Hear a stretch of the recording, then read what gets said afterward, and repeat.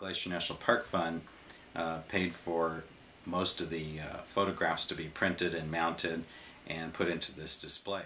Well, I'm Dr. Dan Fagre. I work for the U.S. Geological Survey. I've been here for 20 years, and my role as a research ecologist is to look at how mountain ecosystems like those here at Glacier National Park respond to climate change.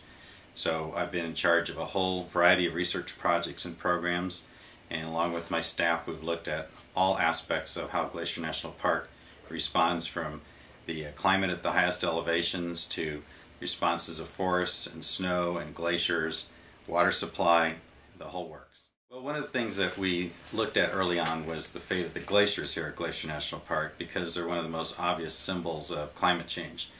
They respond primarily to climate change, not to other things like forest fire frequency or something else that might affect what you're looking at with, say, beetle outbreaks. But glaciers respond just to the climate. And so we had started on this program to elaborate on that, to photograph it and document it. In 1997, then Vice President Al Gore came here and used one of the glaciers, Grinnell Glacier, as kind of a backdrop to make a key speech about climate change. And during that time, we showed some of our photography to the national media, and they became very interested in those images. The images before and after of glaciers, say in 1910, and then glaciers now much smaller in a photograph that we take from the same spot, were really compelling. These resonated with the public. They tended to make people understand the climate change issues a lot more directly than, say, data and lots of text and complicated scientific stuff.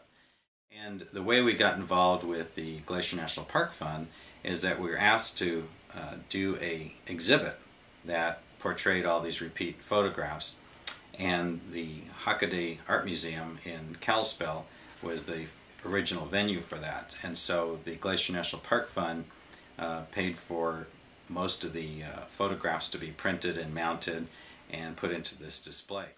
We didn't do any in Waterton because they don't have any viable glaciers at this point. Theirs have disappeared in the past.